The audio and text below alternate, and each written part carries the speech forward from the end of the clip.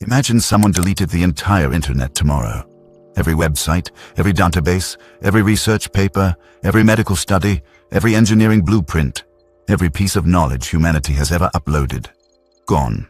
No backup, no cloud, no recovery. That's not a hypothetical. That already happened.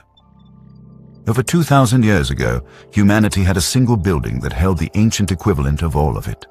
Mathematics, astronomy, medicine, engineering, 400,000 scrolls, one location, one target, and we lost it all. Not in one dramatic explosion, it was slowly murdered over centuries. By politics, by religion, by war, and because we lost it, civilization was set back by at least 1,000 years. This is the story of the Alexandria Library. Around 300 BC, after Alexander the Great died, his general Ptolemy I took control of Egypt and built something the world had never seen: the Library of Alexandria.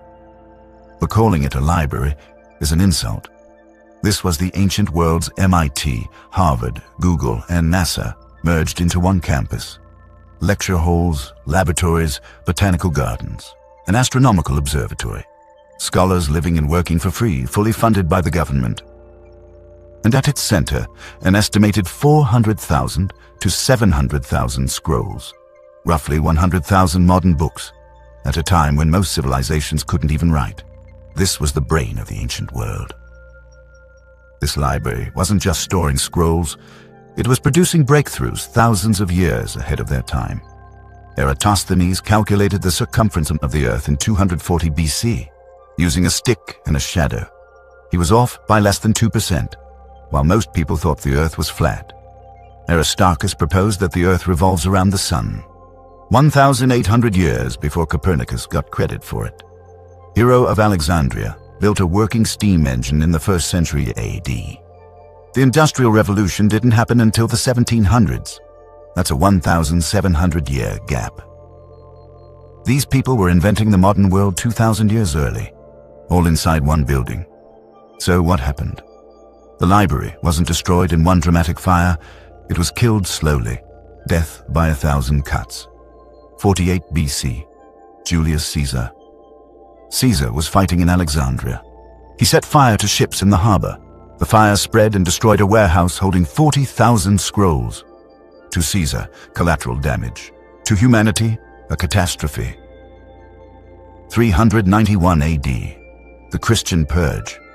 The Christian patriarch Herophilus ordered the destruction of all pagan temples in Alexandria. The Serapeum, housing thousands of library scrolls, was stormed.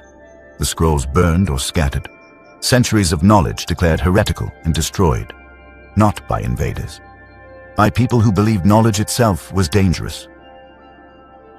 415 AD Hypatia. Hypatia of Alexandria was one of the last great scholars.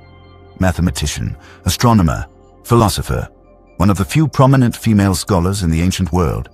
In 415 AD, she was murdered by a mob in the streets because she represented knowledge, because she was a woman who dared to think. Her death is considered the symbolic end of the Library of Alexandria. Of the 120 plays Sophocles wrote, only 7 survive today. That means 113 masterpieces just vanished. Of Aristotle's complete works, we have less than a third. The rest? Gone. Hero's complete engineering blueprints that could have kick-started the Industrial Revolution 1,700 years early? Gone. Medical knowledge that humanity had to spend another 1,500 years rediscovering from scratch? Gone. Maps of the ancient world we've never seen? Gone. Histories of entire civilizations we now know nothing about? Gone.